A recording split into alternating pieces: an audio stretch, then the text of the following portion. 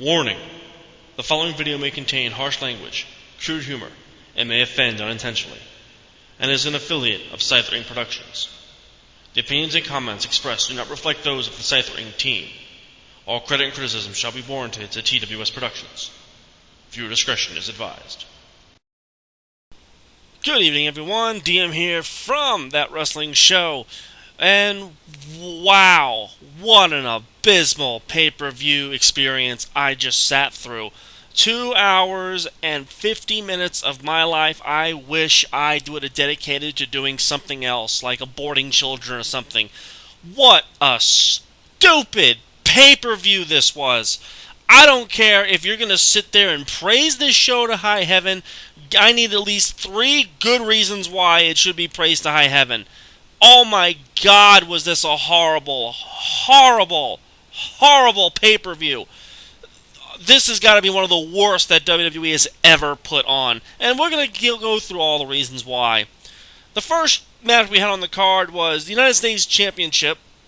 Dolph Ziggler versus Kofi Kingston. Now, while the match itself was actually somewhat decent, the ending was absolutely fucking backwards. For some goddamn reason, Dolph Ziggler was trying to get the sleeper hold on Kofi, but Kofi was trying to counter it, but he ended up getting it on him anyway, so I'm figuring, okay, they're going to pretend that he's trying to block it. He blocks it in, scissors the legs, and the referee just rings the bell. Now, the problem I have with this is, normally if it's a knockout, the referee is supposed to check. He didn't check Kofi Kingston at all. In fact, no one knew what the hell was going on. The referee just stood there like, I don't know, is he out? I personally thought that Dolph Ziggler was going to be disqualified because he put his foot on the rope and kicked off. And normally you're supposed to let go of a hold if you grab a hold of the rope. Because remember, you put someone in a submission hold and you grab the rope and you're the one applying the hold, that's called using leverage. Therefore, the hold should break. But no, referee completely screwed up the end of that. Kofi Kingston loses the U.S. title, but guess what? It doesn't matter because Dolph Ziggler is now a new U.S. champion. But don't hold your breath because they're probably not going to do much with him anyway. We get a backstage segment, but no one really gives a shit, so let's move on from there. We then get The Miz versus Alex Riley. This match could have been so much better, but let's face it, it wasn't. The Miz brings a fucking briefcase. You know, he cashed that thing in like 6-7 months ago. Does he need to really be carrying that around? No, he doesn't. Can we stop it now? Just fucking stop. Alex Riley comes out, gets an ovation from the crowd for a little bit, and doesn't really do a whole lot. Now, I understand that Alex Riley is an NXT rookie, and I know that he was from Season 2, and, I understand that, but here's the problem. Wade Barrett is the Season 1 winner, and he's done more wrestling in one fucking match than Alex Riley has done in his goddamn life. He did not really do that good of a job in this match. He pulled off a couple of good moves, I'll give him that, but Miz was just beating the crap out of him, and one tiny little, I'm going to pull the briefcase in and beat him up, and then all of a sudden, an impaler DDT, 1, 2, 3, Alex Riley wins. You know what? That's fine. In one single move, in one single shot, in one single match, you have proven that The Miz, his whole title push, was absolutely worthless. He can't beat anybody on his own without the help of Alex Riley. He couldn't beat Jerry Lawler. He couldn't beat Roddy Piper. He couldn't beat John Cena without the help of course, The Rock. But yet, a rookie, a fucking rookie, Alex Riley is able to defeat The Miz, former world champion? Exactly. Made no sense at all. I kind of didn't really care about the match, to be 100% honest. I just wanted to see if they were going to have the balls to actually pull the trigger on Miz, but no, they don't. They have no faith in their talent. Whatever.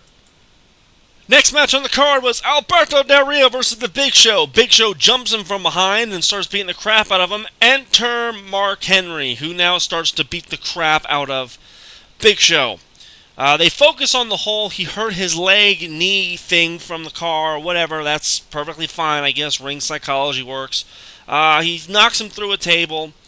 Del Rio continues to kind of fight Big Show to the best of his abilities, even though it takes Big Show about 4.5 minutes to get in the goddamn ring.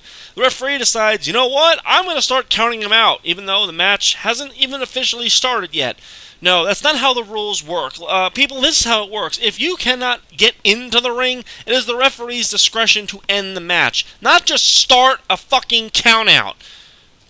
Oh my god, I don't know if it was the referee or if it was the fucking people involved, but stupid booking. Big Show gets in the ring. Like I said, him and Del Rio try to have a match. They were, again, hinting on that knee. Del Rio does the best he can to kind of go with Big Show. A cross knee bar or knee breaker or whatever all three of those fucking clowns at the goddamn announce booth want to call it. Actually rehabilitated Big Show, and the referee decided to call a match. What's stupid about this is the fact that if they were going to just have a no finish, they should have just did it with Mark Henry anyway. Just have him slam him through the goddamn table, because that's obviously where this rivalry is going to go, because we know Big Show's going to get his revenge on Mark Henry, and they should have just ended the match right there. Yeah, it would have pissed the fans off, but at least you wouldn't have wasted 10 more minutes of their time for another stupid no finish. Out comes Wade Barrett now, who says, everything is wrong with America. And essentially, he's pretty much right. Out comes Ezekiel Jackson. Now, this is going to be for the Intercontinental title. Here's something that the announcer conveniently, and I do mean conveniently, forgot to announce, is the fact that Ezekiel Jackson is not from America. Oh, no. In fact, the announce team said, he's from South America. And the fans are chanting, USA! USA, you fucking idiots. Ezekiel Jackson wins, whatever, another good push for Wade Barrett, gone down the goddamn drain, whatever, whatever. The match wasn't even all that great, to be 100% honest. Wade Barrett did the best he could, but, I'm sorry, but it's like wrestling with a goddamn bag of bricks. And Ezekiel Jackson, I'm sorry, doesn't really have that much of appeal. Even the fans didn't really give that much of a damn about it. We then get Rey Mysterio versus CM Punk. CM Punk took a stab at WWE, and let me tell you, Punk, if you leave and go to another company, I will most likely follow, because I'm at that point where I don't care anymore. CM Punk and Rey Mysterio have okay match. It wasn't great. It wasn't spectacular. It was, okay. It didn't really start to get good until the later half. CM Punk was able to counter the 619 right into the GTS. 1, 2, 3, he wins. Oh my god, finally! Somebody actually wins a goddamn match, and the fans are actually responding. The best part is the fans are about 60-40 Punk to Mysterio, and vice versa. It kind of switched throughout the entire thing.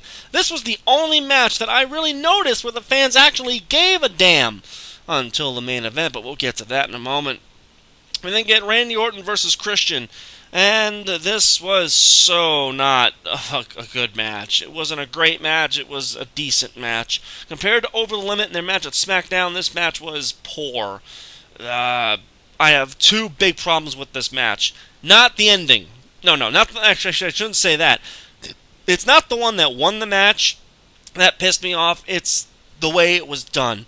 I find it very convenient that Randy Orton wins with an RKO and Christian's foot is outside of the ring. Now, I know the rule, at least the way I was raised in wrestling, is you have to put your foot on the rope. Half your fucking body could be outside the goddamn ring, it doesn't matter. If your shoulders are pinned to the mat and you don't kick out, you don't kick out. But for some goddamn reason, whenever a face does it and gets pinned, they go to instant replay. Christian was begging for instant replay, saying his foot was under the rope. But of course, no, that wouldn't be convenient. We have to send the people home happy, so of course that instant replay rule that they do over and over and over again, of course when it's convenient, and that foot under the rope, or I should say limb under the rope rule, of course doesn't come into effect. Absolute bullshit. Absolute bullshit. I love how they use it for certain people, but not for everybody else. And of course, Booker T says, well, it's for the referee's discretion. Well, if it's for the referee's discretion, why is it that every single other person uses instant replay and they restart the match? Christian, your push is done. Randy Orton, your push is done. This feud is done. Let's finish it. Let's be done with it. We're done. Stop it. Let's move on to fucking something else. Oh my god. Fuck.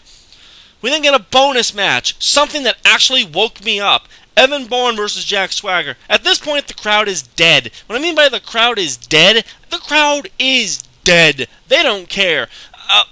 14 Playboy bunnies could have came out butt naked and gave everyone a blowjob. They were dead.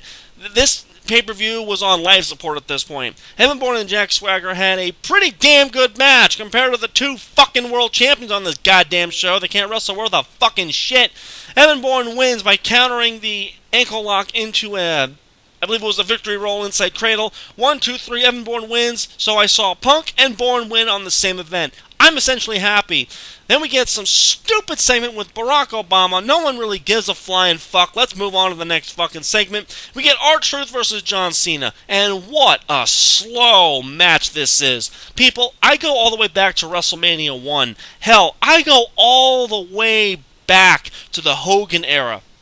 I have seen matches from the 60s, I've seen matches from the 70s, I've seen matches from the 80s and 90s. I have seen a match between King Kong fucking Bundy and Andre the Giant. Those two guys moved 10 times faster than R-Truth and John Cena. This match was absolutely fucking abysmal. This was absolutely horrible. The fans did not give a shit about this match. R-Truth wrestled like a fucking idiot. John Cena took a goddamn... that's what I don't understand. We've seen John Cena fight Triple H. We've seen him fight The Undertaker years and years ago. We've seen him fight Shawn Michaels. We've seen him fight Kurt Angle. We've seen him fight Chris Jericho. We've seen him fight JBL. We've seen him fight all these massive megastars that give him a beating. And R-Truth is whipping the dog shit out of them. Really, R-Truth is at the level of those guys that I just mentioned. Really. Really. R-Truth is that credible that he can beat John Cena down to the dog shit of hell? I don't think so. I don't fucking think so. R-Truth goes to the floor, grabs a hat, sips some water, a kid throws water in his face, and for some reason, that appears to be the one fucking move that totally disorients him. John Cena throws him in the goddamn ring, hits the Attitude Adjustment, 1, 2, 3. Oh my fucking god, really? Of all the goddamn things they could have did, some fucking ice water in the eye is enough to finish the job. What a stupid ending, what a stupid fucking pay-per-view. The fans at this show, I hope you got free popcorn and blowjobs. This was an abysmal fucking pay-per-view. This was absolutely stupid. There are only 2 matches worth a damn on this fucking show. One of them is CM Punk and Rey Mysterio, and the other one is Evan Bourne and Jack Swagger. But unfortunately, everything else, either the match was kind of slow and abysmal, or they fucked up the ending. People, don't even bother with 3-Hour Raw. Don't even fucking bother with the next goddamn pay-per-view. Don't even fucking bother. This was the worst pay-per-view I have seen. And I've been watching TNA for the last couple months, and I thought they were bad. This is fucking abysmal. Ban this pay-per-view. End this pay-per-view. Let's move on to the... You know what? Fuck it. This pay-per-view, you get nothing. You get nothing. It was so unpleasing that even the couple of segments that I did care about aren't even enough to get me out of this. I cannot wait to take my skull and smash it into a fucking freight train. You people, whoever wrote this fucking pay-per-view, you all suck.